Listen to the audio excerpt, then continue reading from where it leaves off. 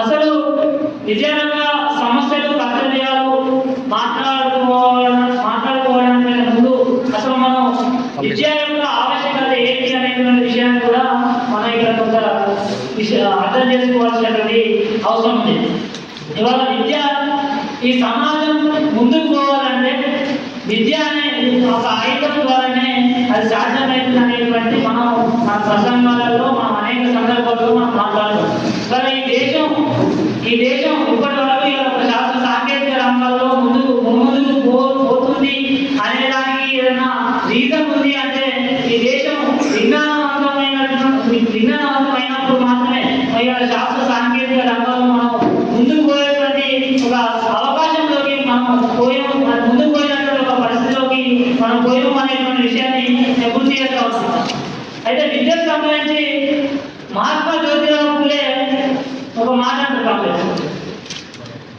విద్య లేక వివేకం తగ్గింది, వివేకం లేక నీతి తగ్గింది, నీతి లేక పురోగతి తగ్గింది, పురోగతి లేక విత్తం తగ్గింది. ఇంత అర్థం ఒక అవిద్య వల్లనే జరుగుతుంది అనేటువంటి ఒక విషయాన్ని మహాత్మా జ్యోతిరావు ఫులే ప్రస్తావించడం జరిగింది. అంటే ఒక విద్య అనేది ఈ సమాజంలో మనం కావాల్సినంతగా ఈ దేశంలో ఉన్నటువంటి పౌరులకు ఇయ్యకపోవడం వల్ల కలిగేటువంటి దుష్ఫలితాలు అనేటువంటి విషయాన్ని ఉద్దేశిస్తూ మహాత్మా జ్యోతిరావు ఫులే ఆ రోజే విద్య మీద ఒక స్పష్టమైనటువంటి ఒక వైఖరితోని ఉండదు అనేటువంటి విషయాన్ని మనందరూ కూడా అర్థం చేసుకోవాల్సినటువంటి ఒక అవసరం ఉంది కాబట్టి ఇవాళ మనం రెగ్యులర్గా మనం అనేక రకాల కార్యక్రమాలు చేస్తూ ఉంటాం, అనేక రకాల సమస్యల మీద మనం మాట్లాడుతూ ఉంటాం. ఇవాళ మొన్నలాగా మనం ఒక బంధించినాం కాబట్టి ఫీజు రియంబర్స్మెంట్ స్కాలర్షిప్ పెండింగ్ లో ఉన్నాయి, 2000 కోట్లకు పైగా పెండింగ్ లో ఉన్నాయి అని చెప్పేసి మనం కంటిన్యూస్ ఒక కార్యాచరణ ప్రకటించి దానికి అనుగుణంగా అనేక రకాల కార్యక్రమాలు చేసి ఎండింగ్ దశలో అదే దాని కంటిన్యూస్ ప్రోగ్రామ్ గా 72 గంటల బంధుకు మనం పిలుపుకోవడం జరిగింది కదా. అట్లా పాఠశాల సమస్యల మీద మనం ఈ మధ్యనే director of school education Hyderabad లో మనం ధర్నా నిర్వహించాం. అట్లాగే వివిధ జిల్లాల కేంద్రంగా ప్రభుత్వ పాఠశాలలో నెలకొన్నటువంటి సమస్యలు పరిష్కరించాలని, అట్లాగే ప్రైవేట్ పాఠశాలల్లో ఉన్నటువంటి ఫీజులను నియంత్రించాలని, ఇతర అనేక రకాల సమస్యలను మనం అర్థం చేస్తూ జిల్లా కలెక్టరేట్ల ముందు, తర్వాత ఆర్డీఓ ఆఫీసుల ముందు, ఎంఆర్ఓ ఆఫీసుల ముందు, డిఈఓ ఆఫీసుల ముందు మనకు సంబంధించినటువంటి ఆందోళన కార్యక్రమాలు చేస్తాం కదా. కాబట్టి ఇలా పాఠశాల విద్య కానీ, తర్వాత సెకండరీ విద్య కానీ, తర్వాత ఉన్నత విద్య కానీ మనం మెయిన్గా దీని గురించి మాట్లాడుతున్నాం కాబట్టి ఈ దేశంలో 85% మంది బలహీన వర్గాలకు సంబంధించినటువంటి ప్రజలు ఉన్నారు. కాబట్టి 85% పైగా ఈ దేశంలో బలహీన వర్గాలకు సంబంధించినటువంటి ప్రజలు ఉన్నారు. డాక్టర్ బిఆర్ అంబేద్కర్ ఒక మాట మాట్లాడారు, ఎవరినన్నా మనం స్వాధీనం చేసుకోవాలంటే, ఒక మనిషిని మనం స్వాధీనం చేసుకోవాలంటే ఆయన ఆలోచనలు మనం స్వాధీనం చేసుకోవాలని చెప్పేసి ఒక మాట మాట్లాడారు. మనకు ఆలోచన రాకుండా, మనం చైతన్యం రాకుండా ఈ దేశంలో ఉన్నటువంటి 85% పైగా ఉన్నటువంటి బలహీన వర్గాలకు సంబంధించినటువంటి ప్రజలకు చైతన్యం రాకుండా, అవగాహన రాకుండా వాళ్ళ ప్రభుత్వాలు, పాలకులు అనేక రకాల అడ్డంకులను సృష్టిస్తున్నటువంటి ఒక పరిస్థితి. ఇవాళ ప్రభుత్వ పాఠశాలలు కానీ, గురుకులాలు కానీ ఒకప్పుడు ఏ స్థాయిలో ఉన్నాయి, ఏ స్థాయిలో ర్యాంకులు వచ్చినాయి, ఏ స్థాయిలో మార్కులు వచ్చినాయి, అత్యున్నతమైనటువంటి ప్రతిభలు కనబడుతున్నటువంటి వాళ్ళు గురుకులాల కేంద్రంగా డెవలప్ అయినటువంటి ఒక పరిస్థితి మనం ఒకప్పుడు చూసినాం. అత్యున్నతమైనటువంటి మార్కులు పొందినటువంటి కేంద్రాల్లో ఒకప్పుడు గురుకులాలు ఇచ్చినటువంటి పరిస్థితి, ప్రభుత్వ పాఠశాలలు ఇచ్చినటువంటి పరిస్థితి. నేటి IAS, IPS, group 1, group 2, group 3 cadre సంబంధించిన ఆఫీసర్లు అందరూ కూడా ఒకప్పుడు ప్రభుత్వ పాఠశాలలో, గురుకులాలలో చదువుకున్నటువంటి విద్యార్థులు కదా. మరి అట్లాంటి ప్రభుత్వ పాఠశాలకు సంబంధించినటువంటి పరిస్థితి, వాస్తవమైనటువంటి పరిస్థితులు ఎట్లున్నాయి అనేటువంటి విషయాన్ని మనం ఇక్కడ అబ్జర్వ్ చేయాలి. అట్లాగే గురుకులకు సంబంధించినటువంటి సమస్యలు, గురుకులకు సంబంధించిన గురుకులాలలో పరిస్థితులు ఏ విధంగా ఉన్నాయి అనేటువంటి విషయాన్ని మనందరం కూడా అర్థం చేసుకోవాల్సినటువంటి అవసరం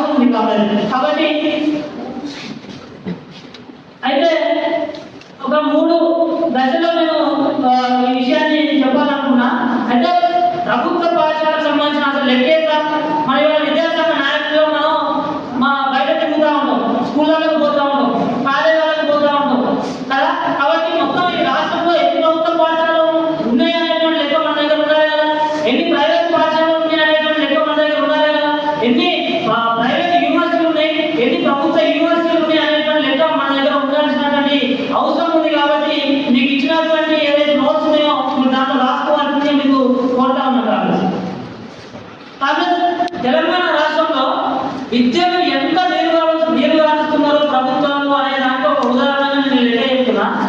2022-23 సంవత్సరంలో ఈ రాష్ట్రంలో 30,178 ప్రభుత్వ పాఠశాలలు ఉన్నాయి కాబట్టి, అట్లే 2023-24 సంవత్సరంలో 30,143 వచ్చింది ప్రభుత్వ పాఠశాలల సంఖ్య. అట్లాగే 2024-25 సంవత్సరం కల్లా 30,133 వచ్చింది సంఖ్య. ఒకసారి మీకు ఇచ్చిన లెక్కను ఒకసారి అబ్జర్వ్ చేయండి. 30,178 నుంచి 30,133కి ప్రభుత్వ పాఠశాలల సంఖ్య తగ్గింది అనేటువంటి విషయాన్ని మీరు ఇక్కడ అర్థం చేసుకోవాల్సినటువంటి అవసరం ఉంది కాబట్టి, అట్లే ప్రభుత్వ పాఠశాల పరిస్థితి ఇట్లుంటే ప్రైవేట్ పాఠశాల పరిస్థితి అనేది కూడా మనం ఇక్కడ అర్థం చేసుకోవాలి. మొత్తం నేను మీకు చెప్పినటువంటి ఈ 30,133 ప్రభుత్వ పాఠశాలలు ఏవైతే ఉన్నాయో దీంట్లో 19 లక్షల మంది విద్యార్థులు చదువుకుంటారు కాంగ్రెస్ రాష్ట్రంలో. 19 లక్షల మంది విద్యార్థులు ప్రభుత్వ పాఠశాలలో చదువుకుంటారు. ఇక ప్రైవేట్ పాఠశాలకు సంబంధించి కూడా 2022-23 సంవత్సరంలో ఈ రాష్ట్రంలో 10,473 ప్రైవేట్ పాఠశాలలు ఉన్నాయి. 10,473 ప్రైవేట్ పాఠశాలలు 2022-23 విద్యా సంవత్సరంలో ఈ రాష్ట్రంలో ఉన్నాయి. అది 2022-23 సంవత్సరంలో 10,473 ప్రైవేట్ పాఠశాలలు ఉంటే అది 2023-24 అకాడమిక్ ఇయర్కి వచ్చేసరికి 10,832కు పెరిగింది. అట్లే 2024 నుంచి 25 వచ్చేసరికి అమాంతం 11,215 ప్రైవేట్ పాఠశాలలుగా అది మారినటువంటి పరిస్థితి. 11,215 అంటే ఈ 11,215 పాఠశాలలో సుమారు 31 లక్షల మంది విద్యార్థులు ఈ ప్రైవేట్ పాఠశాలలో విద్యను అభ్యసిస్తున్నటువంటి పరిస్థితి. అంటే 30,133 ప్రభుత్వ పాఠశాలలోనేమో 19 లక్షల మంది విద్యార్థులు ఉన్నారు. 11,215 ప్రైవేట్ పాఠశాలలోనేమో 31 లక్షల మంది విద్యార్థులు ఉన్నారు. అంటే మీరు ఒక గ్రాఫ్ ఒకసారి చెక్ చేసుకోండి. ప్రభుత్వ పాఠశాలల సంఖ్య గ్రాఫ్ ఏమో అమాంతం కిందిగా ఉంటుంది, వాటి సంఖ్య అనేది తగ్గుతున్నటువంటి పరిస్థితి. ప్రైవేట్ పాఠశాలకు సంబంధించిన గ్రాఫ్ ఏమో కింది నుంచి గ్రాఫ్ అనేది పెరిగిపోతా ఉంది. అంటే 1996 దశకం నుంచి మొత్తం విద్యాలయంలోకి ప్రైవేటీకరణ అనేటువంటి వచ్చింది కాంగ్రెస్. 92 తర్వాత సార్ చేసిన లక్ష్మణ సార్ చేసిన సర్వే విషయాల్లో వచ్చింది. 92 తర్వాత వచ్చినటువంటి 92 తర్వాత విద్యారంగంలో అమలైనటువంటి ప్రైవేటీకరణ విధానాల వల్ల ఈ రాష్ట్రానికి శ్రీ చైతన్య విద్యా సంస్థ వచ్చింది. ఈ రాష్ట్రానికి నారాయణ విద్యా సంస్థ వచ్చింది. ఈ రాష్ట్రానికి సీమాంధ్ర పెట్టుబడులకు సంబంధించినటువంటి ప్రైవేట్ పాఠశాలకు సంబంధించినటువంటి ఈ రాష్ట్రంలో వచ్చినటువంటి పరిస్థితి. ఇవాళ మీకు ఇచ్చినటువంటి ఈ గ్రాఫ్ మాకు తెలియజేస్తున్నటువంటి విషయాన్ని మీకు తెలియజేస్తా ఉన్నారు.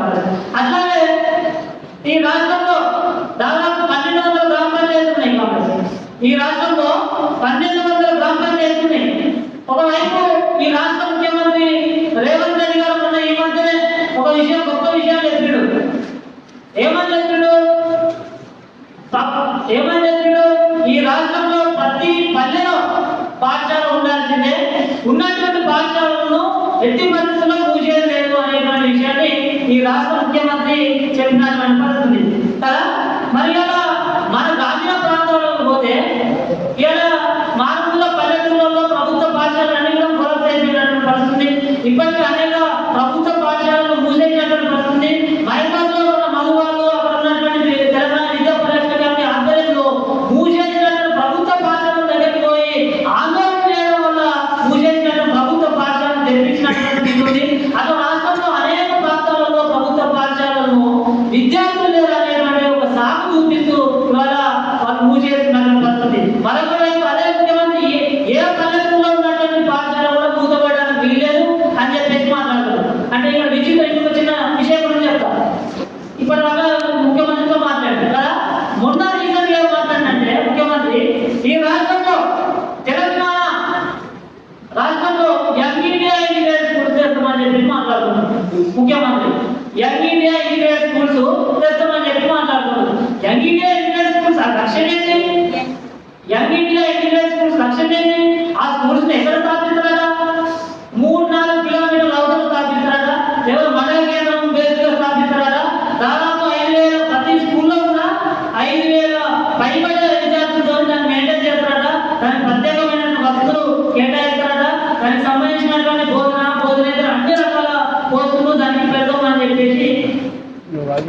వాళ్ళు చెప్తున్నారు పరిస్థితి.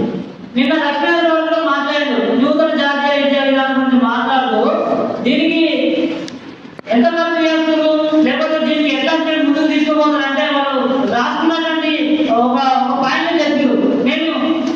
మేము అతి తొందరలో ప్రాధాన్యత పెడతాం, అతి తొందరలో మేము దానికి బడ్జెట్ కేటాయిస్తాం అనేటువంటి ఒక పదాన్ని నా సార్ మాట్లాడారు. ఇప్పుడు ముఖ్యమంత్రి రేవంత్ రెడ్డి గారు మాట్లాడుతూ కూడా నాకు నిజంగా అర్థం అనిపిస్తుంది. కాదు ఇవాళ రాష్ట్రంలో ఉన్నటువంటి 30,133 ప్రభుత్వ పాఠశాలను పట్టించుకోవడం అంటే చాలా కాదు. కానీ ప్రభుత్వానికి వాటిని పక్కన పెట్టగా ఈ రాష్ట్రంలో ఎంబీబీఐ ఇంజనీర్ స్కూల్స్ తీసుకొని వస్తాడ. వాటిని పక్కన పెట్టగా వాటిలో వసతులను కల్పించకుండా వాటిలో పేర్కొన్నటువంటి సమస్యలను పరిష్కరించకుండా ఇలా మళ్ళొక వైపు ఎంబీబీఐ ఇంజనీర్ స్కూల్స్ స్థాపిస్తారు అనేటువంటి విషయాన్ని మాట్లాడుతున్నారు. ఇది ఆచరణాత్మకంగా అమలైందా అనేటువంటి విషయాన్ని విద్యాసంఘం నాయకులుగా మనందరం అర్థం చేసుకోవాల్సిన అవసరం ఉంది. నువ్వు ఎంబీబీఐ ఇంజనీర్ స్కూల్స్ పెడితే మనకు పెద్ద వ్యతిరేకం ఏం లేదు, మనం దాన్ని వ్యతిరేకించాల్సిన అవసరం లేదు. కానీ మనం ఏమంటున్నామంటే నువ్వు ఉన్న వాళ్ళను బాగు చేయాలి అని చెప్పి మాట్లాడే బాగు చేయాలి. కానీ ఎంబీబీఐ ఇంజనీర్ స్కూల్స్ వల్ల మేము తీసుకొస్తాం, వాటి కోసం ప్రత్యేకమైనటువంటి బడ్జెట్ పెట్టమని చెప్పి ఇవాళ అమలు అనేటువంటి విషయాలను ఇవాళ ఉపన్యాసాలు ఎక్కడ వాళ్ళు మాట్లాడుతున్నటువంటి ఒక పరిస్థితి. కాబట్టి అట్లే మనకు ఒక విద్యా చట్టం ఉంది. మన దాకా అకాడమిక్ ఇయర్ సంబంధించినటువంటి అకాడమిక్ ఇయర్ స్టార్ట్ అయినప్పుడు విద్యార్థి చట్టాన్ని అమలు చేయాలని చెప్పేసి మనం గట్టిగా మాట్లాడడం జరిగింది. కాబట్టి విద్యార్థి చట్టం అనేది 2009లో వచ్చింది, మన అందరికీ తెలుసు.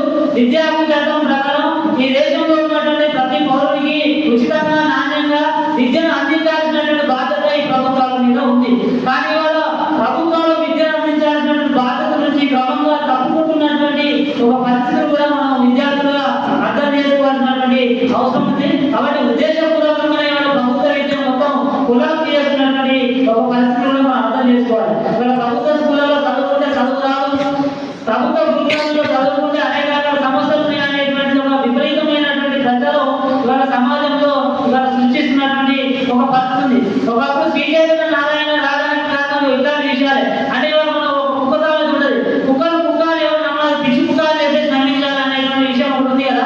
అట్లా ఈ ప్రభుత్వ పాఠశాలను మొత్తం కొలాప్స్ చేయాలంటే మనం అది ప్రభుత్వం నేరుగా కొలాప్స్ చేసేటువంటి అవకాశం ఉండదు. కనుక ప్రభుత్వ పాఠశాలలో చదివితే ప్రభుత్వ పాఠశాల స్థాయిలో ఉన్నటువంటి కోర్సులు భర్తీ చేయకపోతే, ప్రభుత్వ పాఠశాలలో బీఈడీ కేటాయించకపోతే, ప్రభుత్వ పాఠశాలలో వాష్రూమ్స్ కానీ మనం నిలబడుకోకపోతే, ప్రభుత్వ పాఠశాలలో ప్రాణిగోడలు నిర్మించకపోతే వాళ్ళన్నీ చూసి వాళ్ళ పిల్లలకు విద్యను నాణ్యమైనటువంటి విద్యను ఇద్దామనుకున్నటువంటి తల్లిదండ్రులు వాళ్ళ ప్రభుత్వ పాఠశాలలు కాకుండా వారికి ప్రత్యేకంగా వాళ్ళ మార్కులు సంపాదించి పెట్టేటువంటి మార్కెట్లో ఒక రకమైనటువంటి ప్రైవేట్ స్కూల్స్ కార్పొరేట్ స్కూల్స్ ఉంటాయి. కాబట్టి తల్లిదండ్రులు ఎటువైపు పంపిస్తారు వాళ్ళ పిల్లలు?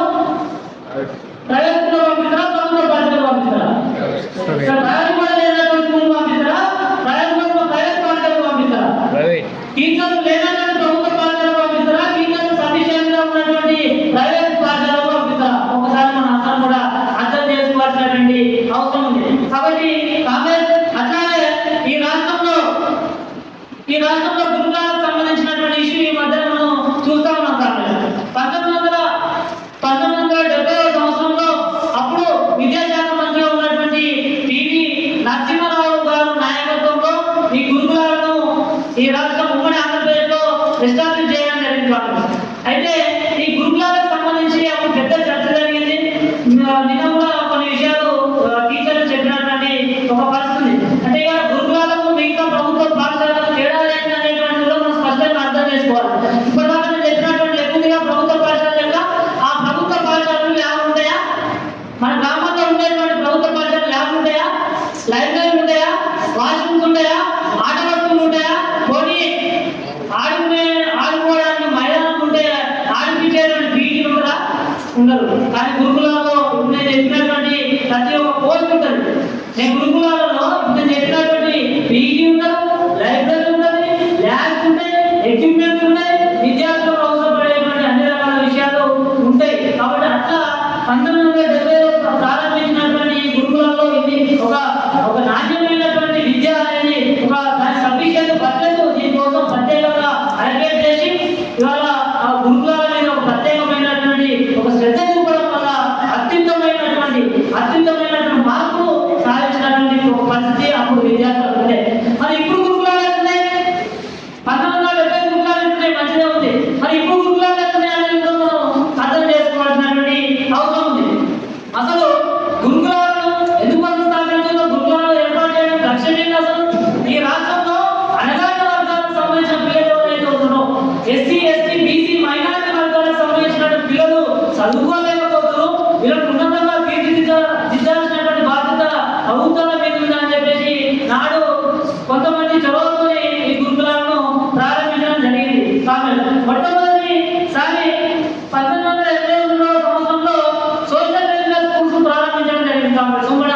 రాష్ట్రంలో. సోషల్ వెల్ఫేర్ స్కూల్స్ ని 1983 సంవత్సరంలో మొట్టమొదటిసారిగా స్థాపించడం జరిగింది.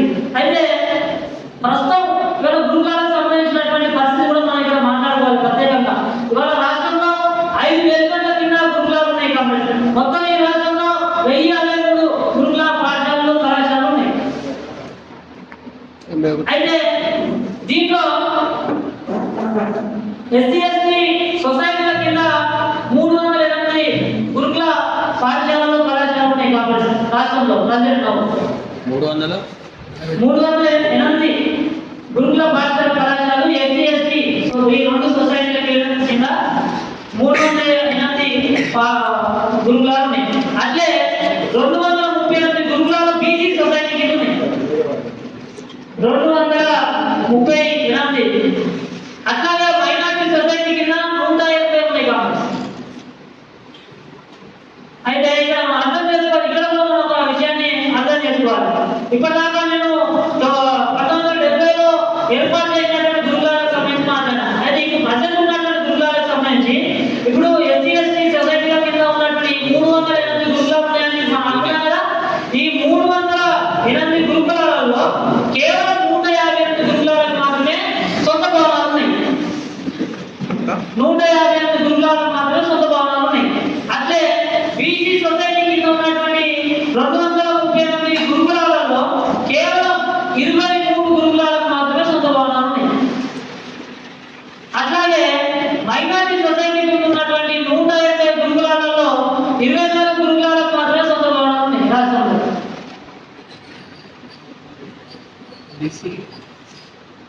బీసీ 230 ఉంటే దానికి 23 మాత్రమే సొంత భవనాలు ఉన్నాయి.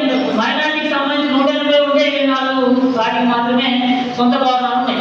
అంటే ఇవాళ కేసీఆర్ గవర్నమెంట్ హయాంలో పాత గురుకులాలన్నింటినీ కూడా పెంచుతూ గురుకులాల సంఖ్య అమాంతం పెంచుతూ విచ్చలవిడిగా గురుకులాలు ప్రారంభించడం జరిగింది. ఎక్కడ ప్రారంభించిన గురుకులాలను అద్దె భవనాలలో ప్రారంభించారు. గాలి వెలుతురు లేనటువంటి భవనాలు ఉంటాయి కదా, అట్లాంటి భవనాలలో ప్రారంభించారు. వారి ముందు విద్య అక్కడేమో గురుకులాలలో అసలు నిజంగా గమ్మత్తు అనిపించింది. ఆ సిద్దిపేటలో ఒక గురుకులం ఉంటుంది కాంగ్రెస్ బీసీ వెల్ఫేర్ సొసైటీ కింద ఒక గురుకులం ఉంటుంది. అది ఇంతకుముందు దాంట్లో బిల్డింగ్ నిర్వహించేది. అయితే దాంట్లో కేవలం 4 హాస్టల్స్ ఉంటాయి. అక్కడ మంచినీటి సౌకర్యం లేదు, రోడ్ సౌకర్యం ఉండదు, దాని కాంపౌండ్ వాల్ ఉండదు, గాలి ఉండదు, వెలుతురు ఉండదు. ఇట్లాంటి బిల్డింగ్ లో వాళ్ళు అప్పుడు తెచ్చినటువంటి దాంట్లో భాగంగా గురుకులాన్ని ప్రారంభించడం జరిగింది. గురుకులాలలో విద్యార్థులకు సంబంధించినటువంటి షెడ్యూల్ ఆల్రెడీ ప్రిపేర్ అంటే అక్కడ ఒక షెడ్యూల్ ఉంటుంది. వాళ్ళు ఎన్ని గంటలకు లేవాలి, ఎన్ని గంటలకు స్నానాలు చేయాలి, ఎప్పుడు క్లాస్ స్టార్ట్ అవుతుంది, ఎప్పుడు క్లాస్ ఎండ్ అవుతుంది, ఏ టైంలో స్నాక్స్ తీసుకోవాలి, ఏ టైంలో మనకు లంచ్ ఉంటుంది, ఏ టైంలో లేచినటువంటి విద్యార్థి ఎక్కడ ఉంటాయా అని చెప్పేసి మనం గమనిస్తే నేను పోయినాక గమనించే అవసరం ఉంటుంది. ప్రాంతాలకు పోయినాక గురుకుల దానికి పోయిన ఒకసారి గమనిస్తే 6 గంటలకు లేచిన పిల్లవాడు బాత్రూమ్ దగ్గర క్యూ లైన్ కడుతుడు. బాత్రూమ్ దగ్గర క్యూ లైన్ కడుతుడు. ఆ క్యూ లైన్ ఎంత పెద్ద ఉంటుందంటే మామూలు ఉండదు. ఇక అంటే మనం ఆర్టీసీ మన బస్తాల్లో పోయి బస్ ఎక్కడికి ఖర్చు లేనట్టే ఉంటుంది కదా. కాబట్టి ఇట్లా అనేక రకాల అసౌకర్యాల మధ్యలో ఇవాళ ఈ గురుకులాలకు సంబంధించినటువంటి పరిస్థితులు ఉన్నాయి. కాబట్టి ఇట్లాంటి సమస్యల మధ్యలో 70లో వచ్చినటువంటి మార్పులు ఇవాళ గురుకులంలో రాలేకపోతున్నాయి. ఇట్లాంటి సమస్యల మధ్య విద్యార్థులు చదువుకోవడం వల్లనే వాళ్ళ 70లో అత్యున్నతమైనటువంటి ఏదైతే పద్ధతి చూపించినటువంటి విద్యార్థులు అప్పుడు గురుకులాలలో బయటకు వచ్చిన గురుకులాల నుంచి బయటకు వచ్చిన ఇప్పుడు ఆ గురుకులాల నుంచి ఇవాళ అత్యుత్తమైన ప్రతిభ కనబరుస్తున్నటువంటి ఒక స్థితి లేదు అనేటువంటి విషయాన్ని కూడా మనందరం కూడా అర్థం చేసుకోవాల్సినటువంటి అవసరం ఉంది. కాబట్టి అట్లాగే మన దేశ ప్రధానమంత్రి పిఎంసి స్కూల్ స్కీమ్ అనేటువంటిది ఒకటి ఈ రాష్ట్రం ఈ దేశంలో 2022 సంవత్సరంలో ఎస్టాబ్లిష్ చేసింది. అసలు మన పీడిఎస్సీ ఆర్గనైజర్స్ కి ఈ దేశంలో ఈ స్కీమ్ ఉందనేటువంటి విషయం ఎంతమంది తెలుసు? ఒకసారి మనం గుణమే చేసుకొని క్వశ్చన్ చేసుకోవాలి. ప్రధానమంత్రి ఈ దేశంలో ఉన్నటువంటి స్కూళ్ళను డెవలప్ చేయడానికి పిఎంసి స్కూల్ స్కీమ్ పెట్టిననేటువంటిది ఎంతమంది తెలుసు? మనకు ఎంతమంది తెలుసుకోవాలి? ఎవరికి తెలియదు. తెలుసా? తెలిస్తే కొంతమందికి తెలియదు. ఎందుకంటే అక్కడక్కడ కొన్ని ప్రభుత్వ పాఠశాలకు రంగులేసి దాంట్లో స్కీమ్ కింద ఈ పాఠశాలను మేము డెవలప్ చేస్తామని చెప్పేసి రాష్ట్ర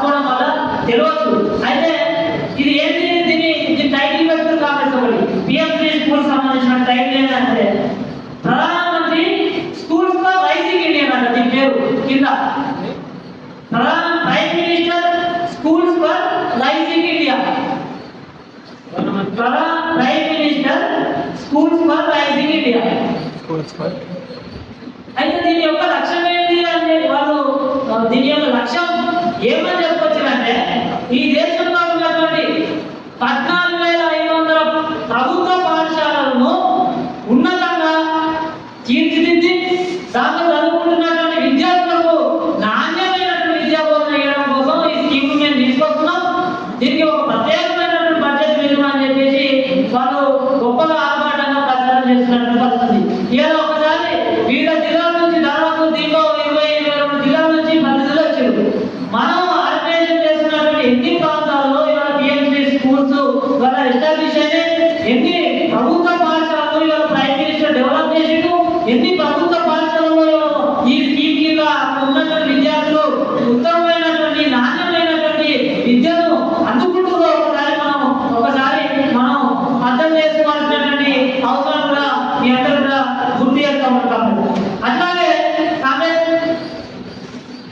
ఇక ఈ పాఠశాలకు సంబంధించిన విద్య శ్రీ చైతన్య నారాయణకు సంబంధించిన రోజులు మేము పోవాలి. ఎందుకంటే మనందరూ తెలుసు దాంట్లో ఉన్నటువంటి ఫీజుల దోపిడీ, ఫీజు నియంత్రణ చట్టము లేకపోతే విద్యార్థుల చట్టం దాంట్లో ఎంత బాగా అమలైపోయి అనేటువంటి విషయం ఇక నేను ప్రత్యేకంగా చెప్పాలన్న అవసరం లేదు, ఎందుకంటే టైం కూడా తక్కువ ఉంది కాబట్టి. అట్లా ఈ రాష్ట్రంలో మనం ఇంటర్ తర్వాత ఐటీఐ వొకేషనల్ డిగ్రీ బీఈడి విద్యకు సంబంధించిన విషయాలు మాట్లాడుకోవాల్సినటువంటి అవసరం ఉంది కాబట్టి గతంలో ఈ రాష్ట్రాన్ని పరిపాలించినటువంటి కేసీఆర్ గారు ఒక హామీ ఇచ్చిన విద్యార్థులకు ఏంటని రాష్ట్రంలో ఉన్నటువంటి ప్రభుత్వ జూనియర్ కళాశాలలో చదువుతున్న విద్యార్థులకు మేము మధ్యాహ్నం భోజన పథకం అమలు చేస్తామని చెప్పేసి మాట్లాడు. మన పీడిఎస్ గా పెద్ద ఎత్తున రాష్ట్ర వ్యాప్తంగా ఆందోళన చేసాం, ధర్నా చేసాం, సెలబ్రేషన్ చేసాం, సెలవు అసెంబ్లీ చేసాం, అనేక రకాల కార్యక్రమాలు మనం చేసాం. కానీ మధ్యాహ్నం భోజనం అయ్యేలా అక్కడ వీళ్ళ నియోజకవర్గంలో కొంతమంది ఎమ్మెల్యేలు చదువుతున్నాం, కొంతమంది మంత్రులు చదువుతున్నాం, పెట్టినప్పటికీ కూడా అది సంవత్సరం మొత్తం కొనసాగినటువంటి పరిస్థితి, మధ్యలోనే ఆగిపోయినటువంటి ఒక పరిస్థితి అయితే మనం చూసినాం. కాబట్టి ఇది ఇంటర్మీడియట్ సంబంధించిన ప్రభుత్వ పాఠశాలకు సంబంధించి అసలు 2 నెలల దాకా మీరు చూస్తే మీరు కూడా చాలా మంది అర్థం చేసినట్టు ఈ రాష్ట్రంలో ఉన్నటువంటి ప్రభుత్వ జూనియర్ కళాశాలలో అక్కడ చదువుకుంటున్న విద్యార్థులకు వాష్రూమ్స్ లేకుండా 2 నెలల దాకా, 2 నెలల ముందు దాకా. ఇప్పుడు అక్కడ కొంత తగ్గట్లే కానీ ఇప్పటికి కూడా మెజారిటీ ప్రభుత్వ జూనియర్ కళాశాలలో అక్కడ ఉన్నటువంటి విద్యార్థులకు వాష్రూమ్స్ ఉండవు. ఇవాళ మొన్న మేము హైదరాబాద్ లో ఇక్కడ ఉన్నటువంటి మహేష్ అన్న, నేను తీను మన ఒక సర్వనగర్ స్కూల్ సర్వనగర్ జూనియర్ కళాశాల విచిత్రమైనటువంటి విషయం, బాధాకరమైన విషయం ఏంటంటే తెలుసా, ఆ జూనియర్ కాలేజీలో విపరీతమైన స్ట్రెంత్ ఉండదు. ఆ జూనియర్ కాలేజీలో విపరీతమైన స్ట్రెంత్ ఉండదు. ఆ జూనియర్ కాలేజ్ ఎవరి కాన్స్టిట్యూన్సీ లో ఉన్నదంటే అప్పుడు విద్యాశాఖ మంత్రిగా ఉన్నటువంటి సబిలేంద్ర రెడ్డి కాన్స్టిట్యూన్సీ లో ఉంది ఆ జూనియర్ కాలేజ్. అయితే అది ఒక రకమైనటువంటి ఆందోళన చేస్తుంది విద్యార్థులు. ఏంటి ఆందోళన యొక్క అర్థం ఏంటి అంటే అక్కడ వాష్రూమ్స్ కోసం వాళ్ళు ఆందోళన చేస్తున్నారు. వాష్రూమ్స్ లేకపోవడం వల్ల అక్కడ అమ్మాయిలు ట్యాబ్లెట్ చేసుకొని క్లాస్ వినేటువంటి ఒక పరిస్థితిలో మాకు నిజంగా ఆశ్చర్యం అనిపించింది. అసలు ట్యాబ్లెట్ చేసుకొని వినాల్సినటువంటి అవసరం ఏముంది? హైదరాబాద్ లో అది కేసీఆర్ అనేటువంటి ఒక బంగారు తెలంగాణ అన్నాడుగా మనిషి, అక్కడ బంగారు తెలంగాణ అంటుంది. బంగారు తెలంగాణలో జూనియర్ కాలేజీలో విద్యార్థులు ట్యాబ్లెట్ చేసుకొని మరీ పోయి అక్కడ క్లాస్ వినాల్సినటువంటి ఒక పరిస్థితి దాగురించి ఏంటని చెప్పి మేము ఎంక్వైరీ చేయాలంటే మేము పోతే అక్కడ మాకు విషయాలు అనేక రకాల విషయాలు చెప్పారు. తర్వాత మనం పోయినాము, తర్వాత టెంపరీ వాట్సాప్ మనం మొబైల్ టైం మనం తీసుకొచ్చినాం, అది వేరే విషయం. కానీ మెజార్టీ రాష్ట్రంలో ఉన్నటువంటి ప్రభుత్వ పాఠశాల వాట్సాప్ తీసుకున్నాం, జూనియర్ కళాశాల వాట్సాప్ తీసుకున్నాం, డిగ్రీ కాలేజీల వాట్సాప్ తీసుకున్నాం. అంటే ఇది పెద్ద విషయం. వాట్సాప్స్ నిలబడుకోవడం అనేది ప్రభుత్వానికి పెద్ద విషయమా? ల్యాబ్ నిలబడడం అనేది ప్రభుత్వానికి విషయమా? విద్యార్థులకు సరిపడా ఎక్విప్మెంట్స్ ఇవ్వడం అనేది పెద్ద విషయమా? కాబట్టి ఇట్లా ప్రభుత్వ రంగాన్ని తయారు చేయడం కోసం ఇలా ఉద్దేశపూర్వకమనే ఈ ప్రభుత్వం వ్యవహరిస్తున్నటువంటి ఒక పరిస్థితి. కాబట్టి ఈ రాష్ట్రంలో సుమారు 3,000 జూనియర్ కాలేజీలు ఉన్నాయి. కాబట్టి ఈ రాష్ట్రంలో సుమారు 3,000 జూనియర్ కాలేజీలు ఉన్నాయి. అయితే మనం చూస్తాం ప్రభుత్వ జూనియర్ కాలేజీ సంబంధించి కానీ లేకపోతే ఐటీఐ వొకేషనల్ ఈ కాలేజీలలో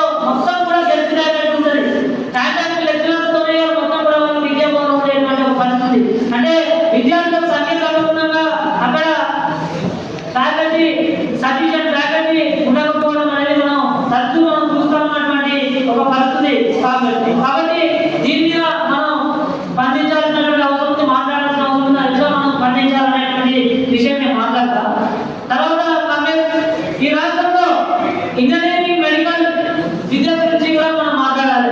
పీజీ కాలేజీకి సంబంధించినటువంటి విషయాలను కూడా మనం మాట్లాడుకోవాల్సిన అవసరం ఉంది. కాబట్టి ఈ రాష్ట్రంలో 297 పీజీ కాలేజీలు ఉన్నాయి.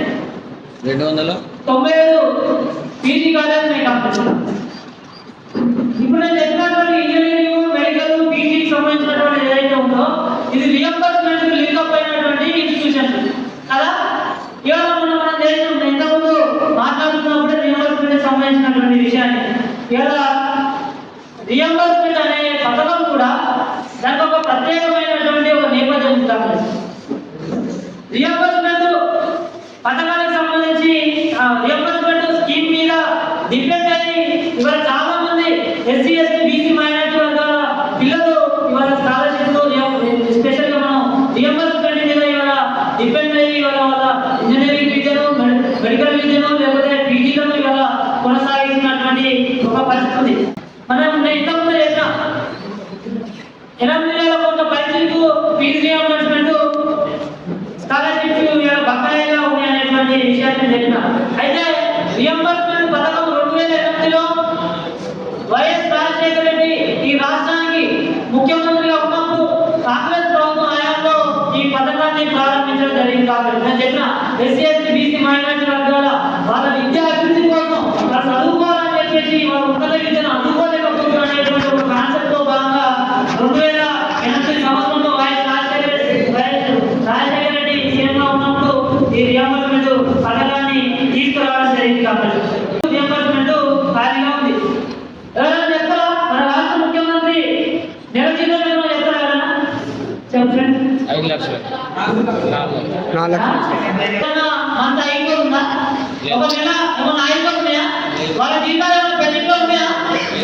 ఎమ్మెల్యేల జీతాలు కానీ ఎంపీల జీతాలు కానీ లేకపోతే ఈ రాష్ట్ర ముఖ్యమంత్రి చాలా ఈ రాష్ట్ర ముఖ్యమంత్రి రేవంత్ రెడ్డి మనం మాట్లాడలేదు కదా, ఈ రాష్ట్రాన్ని మేము అర్థం చేసుకున్నాం, ఇంకెవరు అర్థం చేసుకోలేదు, మేము దుబారా ఖర్చు తగ్గిస్తున్నాం అని చెప్పి మాట్లాడారు కదా. అదే రేవంత్ రెడ్డి గారికి వచ్చేటువంటి జీతాలు ఏమైనా అయిపోతున్నాయా? 2 నెలలకు సంబంధించినటువంటి జీతాలు ఏమైనా బకాయిలు ఉన్నాయా?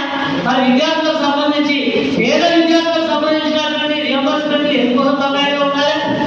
పేద విద్యార్థులు రావాల్సినటువంటి స్కాలర్షిప్ ఎందుకోసం బకాయిలు ఉంటుంది? ఈ రాష్ట్రంలో మనం అడగాల్సినటువంటి అవసరం ఉంది.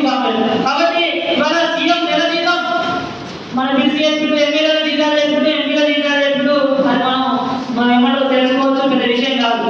కాబట్టి ఇవాళ వాళ్ళ జీతభత్యాలను ఆగే విద్యార్థులు అనగానే పిల్లలు ఇవాళ రియంబర్స్మెంట్ మీద డిపెండ్ అయ్యి చదువుకోవాల్సినటువంటి పిల్లలకు మాత్రం ఇవాళ అనేక సంవత్సరాలకు సంబంధించినటువంటి బకాయిలు ఇవాళ పెండింగ్ లో ఉండడం వల్ల మొన్న Naga engineering first second third counselling జరిగింది. మనం ఈ మధ్యనే ఒక తమ్ముడు అయితే నాకు కలుపుకొని మొన్న మన క్లాస్లోకి వచ్చే రోజు ముందు స్కాలర్షిప్ తమ్ముడు హైదరాబాద్ లో మా విలేజ్ సంబంధించిన ఒక అబ్బాయి ఉదాహరణ చేస్తున్నాడు. మా విలేజ్ లో ఒక అబ్బాయి రావు అనేటువంటి ఒక అబ్బాయి వాళ్ళ కుటుంబంలో పరిచయం చేసిన అబ్బాయి. ఆయనకు ఫస్ట్ ఫేజ్ లో హైదరాబాద్ డిఆర్పిఐ ఇంజనీరింగ్ ఇన్స్టిట్యూట్ లో సీట్ వచ్చింది. కాబట్టి హైదరాబాద్ డిఆర్పిఐ ఇంజనీరింగ్ ఇన్స్టిట్యూట్ లో సీట్ వచ్చింది. అయితే తను ఎస్ఆర్ జూనియర్ కాలేజ్ హైదరాబాద్ లో ఇంటర్మీడియట్ పూర్తి చేసిండు. అయితే మనకు తెలుసుకుంటాం మన చెప్పిన స్కాలర్షిప్ రిలీజ్ చేయాలి. అయితే ఇంటర్మీడియట్ పూర్తి అయిన కూడా ఇంజనీరింగ్ సీట్ పోతారు. కాబట్టి వాళ్ళు మేము సర్టిఫికేట్స్ అడుగుతాం. మామూలుగా ఇంజనీరింగ్ మనం పోతాం, రిపోర్ట్ చేస్తాం, సర్టిఫికేట్ వెరిఫికేషన్ ఉంటుంది. సర్టిఫికేట్ మనం వాళ్ళకి సెట్ వాళ్ళకి చూపించాల్సి వస్తుంది కదా. ఇలా ఈ తమ్ముడు ఏం చేసిందంటే ఈ స్కాలర్షిప్ డబ్బులు బకాయిగా ఉండడం వల్ల మా కాలేజీ సార్ నాకు ఇంజనీరింగ్ సీట్ వచ్చింది ఫస్ట్ ఫేజ్ లో వాళ్ళు సర్టిఫికేట్ అడుగుతారు, సర్టిఫికేట్ ఇస్తే నాకు సీట్ అలాంటి సర్టిఫికేట్ ఇస్తేనే నేను దాంట్లో చదువుకోగలుగుతా అని చెప్పేసి ఆయన మాట్లాడితే బాబు స్కాలర్షిప్ డబ్బులు బకాయిగా ఉండడం వల్ల మేము ఏడకపోతున్నాం, డబ్బులు కట్టు 20,000 రూపాయలు మాకు కలిపి మేము నీ సర్టిఫికేట్ ఇస్తామని చెప్పేసి వాళ్ళు మాట్లాడడం జరిగింది. వాళ్ళు వెనుకబడ్డ వాళ్ళే స్కాలర్షిప్ డిపెండ్ అయ్యి ఇన్వెస్ట్మెంట్ మీద డిపెండ్ అయ్యి చదువుకున్నారు. కాబట్టి వాళ్ళు అడ్జస్ట్ చేసుకుని కట్టే వరకు ఒక టైం పట్టింది, కొంత టైం పట్టింది.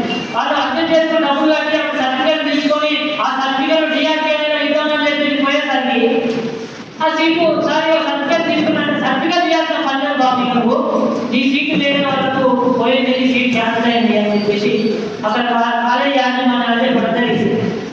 ఆయన బడ్జెట్ చేసిన విద్యార్థి వాళ్ళ కుటుంబంలో బడ్జెట్ చేసిన విద్యార్థి ఇంజనీరింగ్ చదువుకోవాలని చెప్పేసి ఆయన చదువుకొని సీటు కొట్టి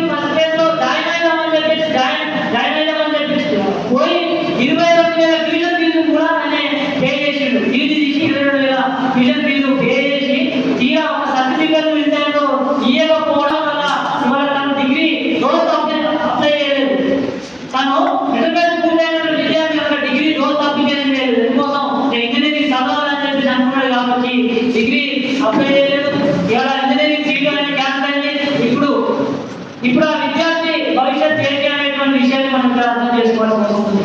తప్పు ఎవరిది, శిక్ష ఎవరిది? ఇక్కడ తప్పు ప్రభుత్వాలది, పాలకుల అసమర్థత వల్ల తప్పు జరిగింది. వాళ్ళ శిక్ష ఒక పేదింటి బిడ్డ ఇవాళ ఒక పనిచేసే పిల్లవాడు ఇంజనీరింగ్ చదువుకుందామని చెప్పేసి కలగనటువంటి ఒక అబ్బాయి వచ్చినటువంటి సీటు వాళ్ళ పాలకులు చేస్తున్నటువంటి ఒక విధానం వల్ల, వాళ్ళ అసమర్థత వల్ల ఆ సీట్ అనేది ఆ విద్యార్థి కోల్పోయిన అనేటువంటి విషయాన్ని మీకు గుర్తు చేస్తున్నా. మనం తెలిసినటువంటి ఒక రాజు మాత్రమే, కానీ వాళ్ళ స్కాలర్షిప్ ఫీజుల వల్ల, స్కాలర్షిప్ బకాయిల వల్ల, రియంబర్స్మెంట్ బకాయిల వల్ల చాలా మంది ఇవాళ ఇంజనీరింగ్ చదువుకోలేకపోతున్నారు, మెడికల్ విద్య చదువుకోలేకపోతున్నారు, ఉన్నత విద్య అందుకోలేకపోతున్నారు. వాళ్ళు అనుకున్నటువంటి వాళ్ళకి వచ్చినటువంటి వాళ్ళ సీట్ వచ్చినటువంటి కాలంలో వాళ్ళు చదువుకోలేకపోతున్నారు అనేటువంటి విషయాన్ని కూడా ఇక్కడ మనం ప్రాక్టికల్ గా అర్థం చేసుకోవాల్సినటువంటి అవసరాన్ని కూడా నేను మీకు గుర్తు చేస్తా ఉన్నాను. ఏ ప్రభుత్వానికైనా ఏ రంగం మీద ఎంత శ్రద్ధ ఉంది అనేటువంటి విషయం, ఆ రంగం మీద ఆ ప్రభుత్వం చేస్తున్నటువంటి ఖర్చు, ఆ రంగం మీద పెడుతున్నటువంటి శ్రద్ధను బట్టే ఆ రంగం ఎట్లుంటుంది, ఆ రంగం మీద ప్రభుత్వానికి ఎంత శ్రద్ధ ఉందో మనందరం కూడా అర్థం చేసుకోవాల్సినటువంటి అవసరం ఉన్నది. అట్లా కేసీఆర్ గవర్నమెంట్ మనందరం తెలుసు.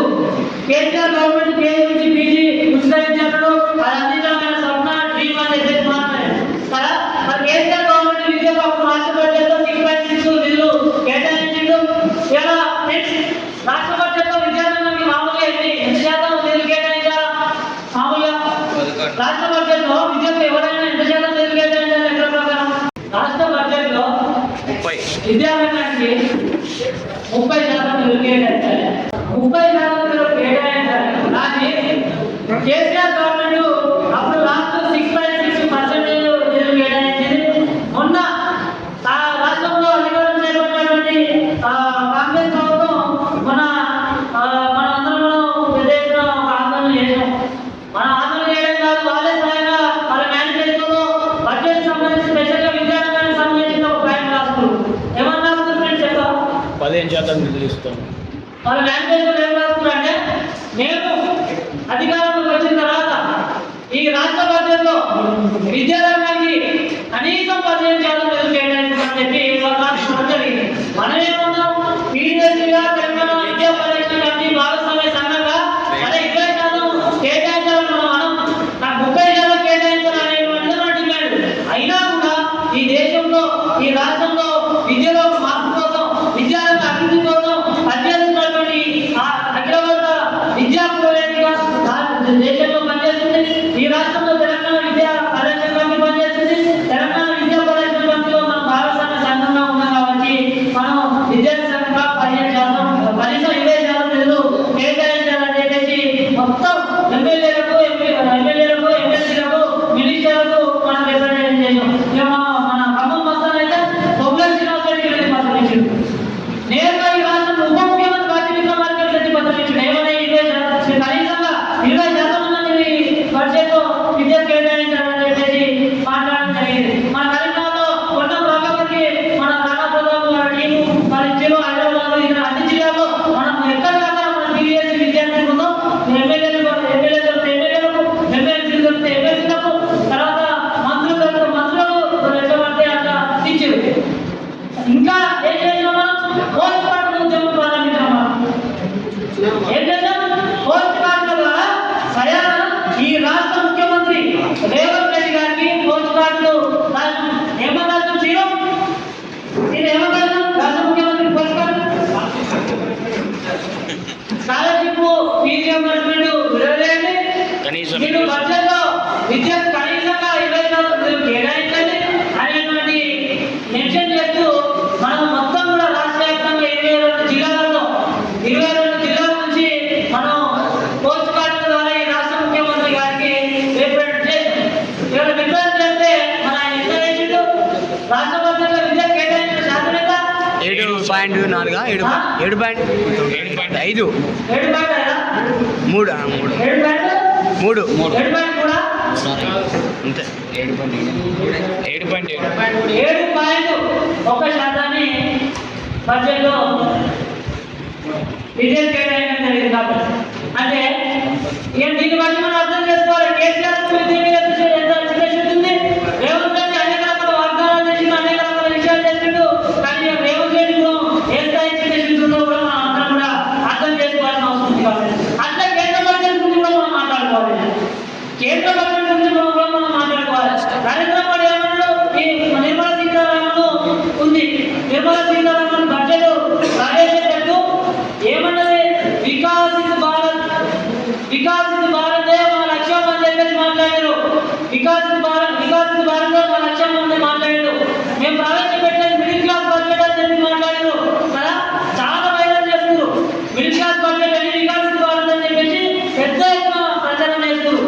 8వ ప్రవేశపెట్టినటువంటి ఈ బడ్జెట్ ఏదైతే ఉందో కేంద్ర బడ్జెట్ లో మరి విద్యకు మొత్తం బడ్జెట్ 50,65,345 కోట్ల మొత్తం బడ్జెట్ లో విద్యకు ఖర్చు పెట్టింది కేవలం 2.53, అంటే మొత్తం 2.53% మాత్రమే ఇవాళ కేంద్ర బడ్జెట్ లో విద్యారంగానికి ఖర్చు చేయడం జరిగింది. కాబట్టి